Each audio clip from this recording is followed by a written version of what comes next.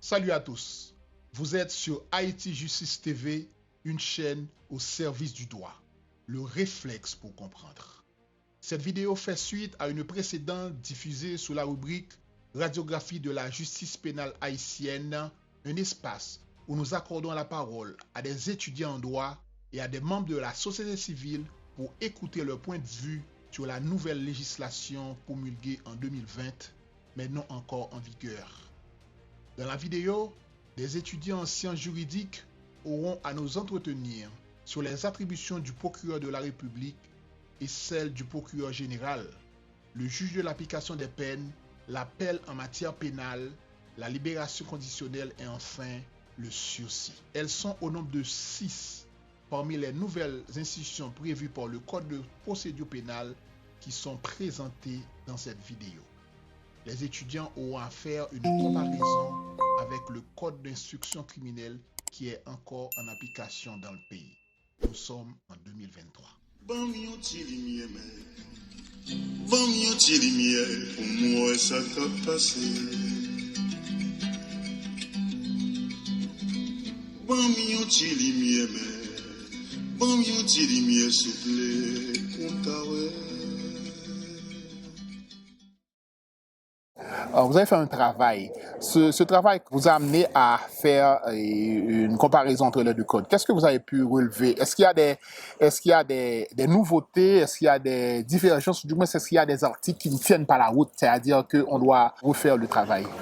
Merci, M. Baptiste. C'est un grand honneur pour moi de répondre à votre invitation, histoire de parler de la comparaison concernant le devoir de recherche qu'on a eu à faire, comparaison qui portait sur le code d'instruction criminelle et le code de procédure pénale. À l'état actuel du droit pénal haïtien, le code d'instruction criminelle, suivant les analyses qu'on a effectuées, eh bien, nous avons pu découvrir que ce code comporte des difficultés quant à sa mise en application continue. C'est-à-dire la façon dont nos magistrats distribuent la justice a besoin d'être modifiée, a besoin, en fait, je dirais, de beaucoup plus de structure, a besoin beaucoup plus de structure. Eh bien, nous avons, dans notre travail, eu à chercher des points de dissemblance et des points de divergence et apporter éventuellement, bien rechercher éventuellement des nouveautés. Eh bien, le nouveau code ou encore le code de procédure pénale présente beaucoup de nouveautés ou encore apporte beaucoup de nouveautés de la législation haïtienne. Nous allons parler des attributions du ministre de la Justice ou encore des attributions du procureur de la République et du procureur général. Donc, l'article 70 du Code de procédure pénale apporte un changement dans l'appellation de la fonction de commissaire du gouvernement. Si l'ancien Code d'instruction criminelle parlait de commissaire du gouvernement, eh bien, le nouveau Code de procédure pénale, lui, parle de procureur de la République, de procureur général. Il y aura deux types de procureurs. Il y a le procureur général et le procureur de la République. Le procureur général est nommé par arrêté pris en Conseil des ministres, alors que le procureur de la République, lui, il est nommé par décret du président de la République. La police judiciaire sera exercée sous la surveillance, sous la supervision du procureur général, mais l'exercice de la police judiciaire est placé sous la surveillance directe du procureur de la République. On parle quasiment plus de cabinet d'instruction dans le nouveau code de procédure pénale. C'est désormais l'appellation de chambre de l'instruction qui est d'actualité ou bien qui sera d'actualité, qui sera admise dans la législation haïtienne. Désormais, on n'aura plus à parler de commissaire du gouvernement, mais plutôt de procureur général et de procureur de la République. On n'aura plus à parler de chambre ou de cabinet d'instruction, mais plutôt de chambre de l'instruction. Maintenant, quelle est la différence qu'il y a entre la fonction de commissaire du gouvernement et celle de procureur de la République? Il n'y a vraiment pas beaucoup de changements, sinon un changement introduit à partir du nom. Désormais, on ne parle plus de commissaire du gouvernement, mais de procureur de la République. Maintenant, quelle est la mission du procureur de la République? Les mêmes attributions qu'exerçait le commissaire du gouvernement selon le code d'instruction criminelle, eh bien, ce sont les mêmes attributions qu'auront à exercer les procureurs de la République. Il y aura 5 procureurs de la République. Pourquoi? en raison de nos 5 cours d'appel, sera placé dans les juridictions ou bien sera placé dans les limites de chaque cour d'appel un procureur général. Et puisque nous avons 18 juridictions, nous aurons 18 procureurs de la République. Et ils ont tous la même fonction, ou encore ils auront à exercer tous la même fonction, celle de rechercher les crimes et leurs auteurs et procéder du même coup à leur jugement. Merci, et ça me fait très plaisir que vous ayez participé à cette présentation. Et il me semble que vous avez passé du temps pour bien lire et comprendre le nouveau code de procédure pénale. Oui, M. Baptiste, nous avons eu près d'un mois de recherche à faire, un mois de recherche assidue, acharnée. On a presque passé des nuits blanches, de façon à ce que nous puissions produire un travail pas parfait, mais puisque nous sommes humains, mais étant donné que nous sommes des apprentis scientifiques, nous avons fait de notre mieux en nous basant sur les principes et de méthodologie. On a pu, malgré les difficultés rencontrées dans le cadre de ce travail, puis aboutir à produire un travail de recherche. Et je pense que ce travail sera utile à tous les étudiants de diverses ou bien de différentes facultés, universités dans le monde. Eh bien, ils pourront puiser ou bien se référer à ce travail qu'on a effectué dans le cadre de leur travail et respectif au futur. Je vous remercie. Merci, M. Baptiste. Merci. Monsieur Célestin, dans le nouveau code de procédure pénale, il y a un nouveau magistrat qui a fait son apparition. C'est le juge de l'application des peines. Qu'est-ce que vous pouvez nous dire de ce magistrat? Bon, en fait, dans le nouveau code de procédure pénale, il y a des ajouts, et parmi lesquels il y a le terme du juge de l'application des peines. Le juge de l'application des peines est un magistrat du pouvoir judiciaire et en pour mission de veiller à ce que l'exécution des peines soit juste et équitable. Le juge de l'application des peines est désigné par le président du tribunal de première instance.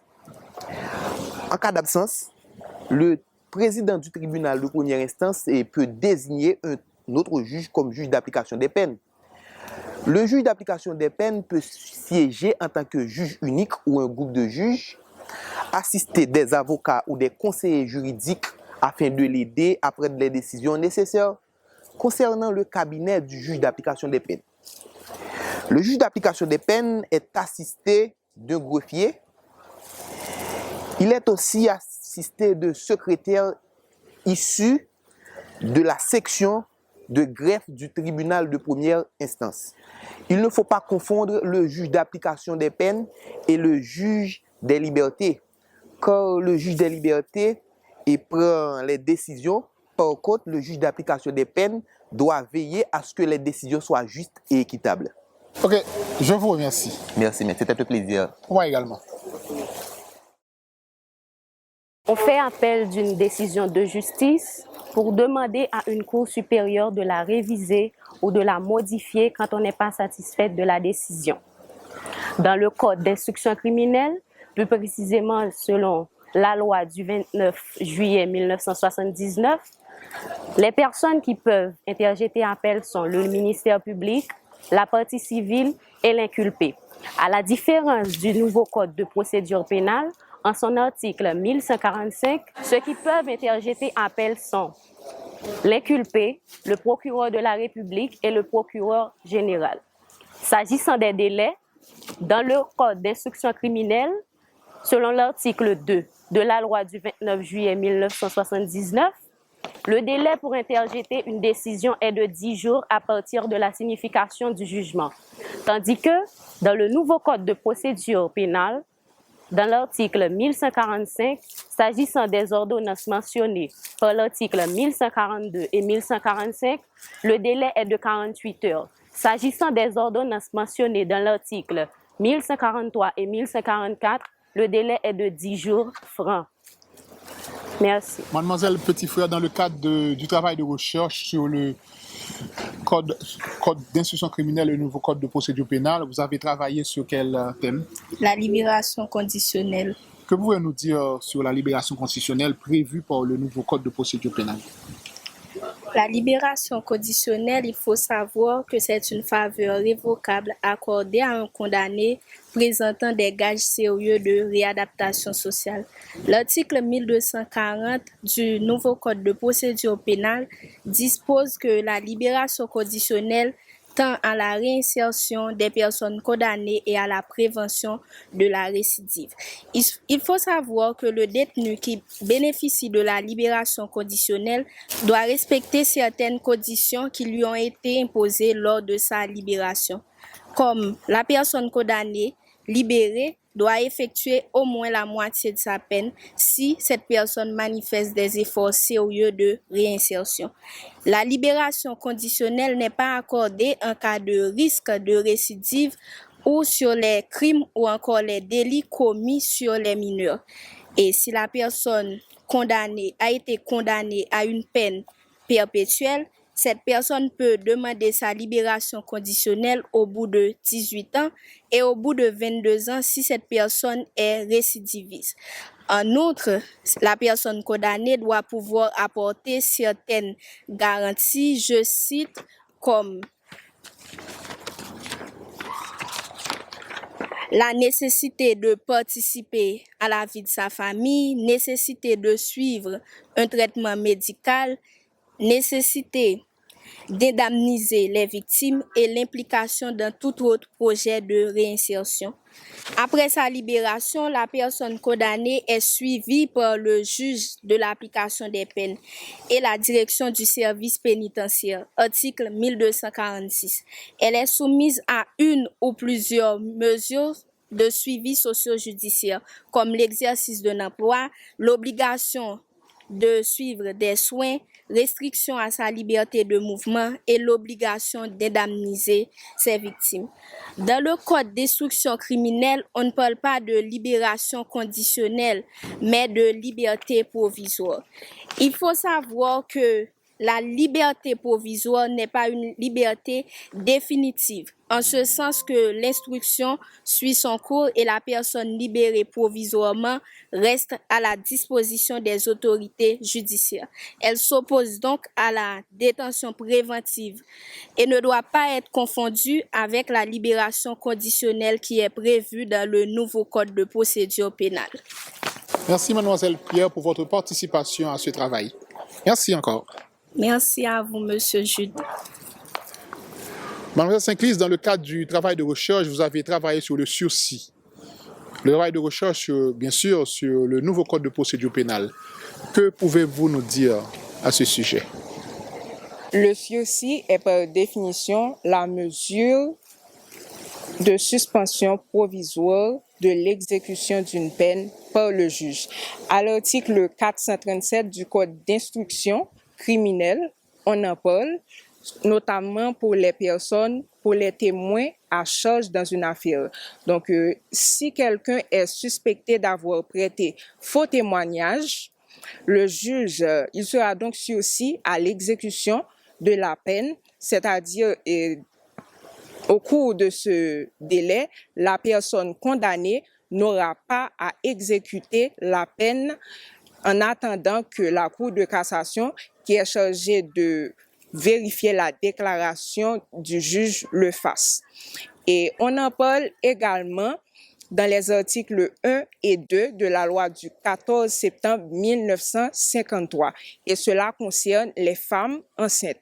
Donc, si une femme tombe enceinte et que c'est une prévenue, cette personne-là bénéficiera d'un sursis qui lui permettra de mettre au monde l'enfant et de l'allaiter durant une période de 6 mois.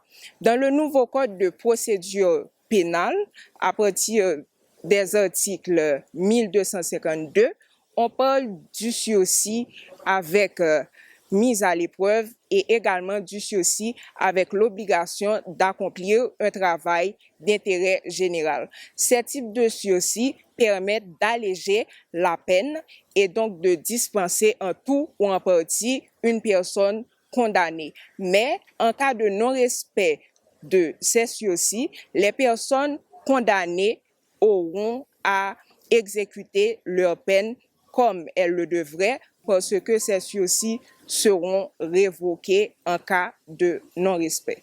Merci. Merci, mademoiselle Saint-Clis, pour la qualité de votre présentation. Merci à vous également de nous avoir dirigés dans le cadre de ce travail. Un professeur de votre acabit est digne d'éloge et ce fut avec un grand plaisir que j'ai accompli ce travail. Ok, je vous remercie encore. D'accord. Ok, bye bye. Bon, mon petit ligne souple. Bon, mon petit ligne tendre. Bon,